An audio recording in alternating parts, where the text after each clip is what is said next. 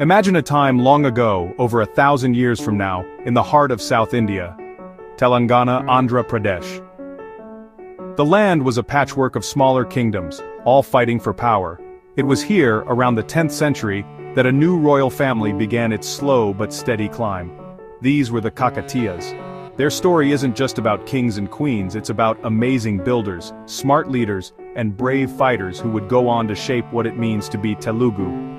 Their name, people say, came from their worship of the goddess Kakati, or maybe from the town of Kakatipura where they first became important. It's a story that starts not with a loud roar, but with a quiet, determined goal.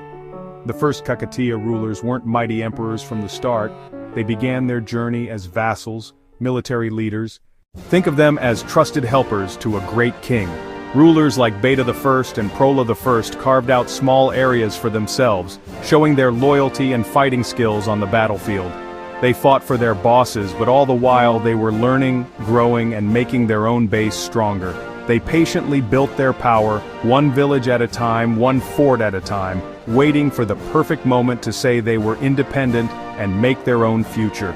The big moment came in the 12th century under the rule of Prola II.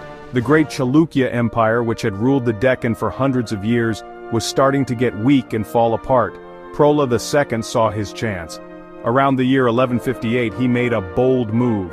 He said he was an independent ruler, breaking free from being a servant.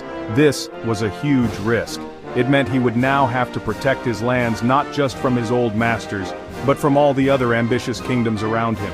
This act of standing up for himself marked the true beginning of the Kakatiya kingdom as a major power, getting things ready for his children to build a huge and rich empire. Prola II's son, Rudradeva, continued his father's work with even more energy. He made the kingdom much bigger, fighting back against other powerful groups and making Kakatiya control firm. It was Rudradeva who started building one of the family's most famous structures, the 1,000-pillar temple in Hanamkonda. This wasn't just a place to pray, it was a statement. It told the world that the Kakatiyas were not just another small kingdom. They were creators, builders, and a force to be taken seriously, ready to leave a lasting mark on the history of India. When the great Ganapati Deva had no son to take his place, he made a groundbreaking decision for 13th century India. He chose his daughter, Rudrama Devi, to be his successor. From a young age, she was raised like a son, trained in fighting, riding horses, and how to run a country. She was even given the male name Rudradeva Maharaja, and was officially named the next in line for the throne. This was a very bold move that went against the strong old traditions where men were in charge. Ganapati Deva knew that being a leader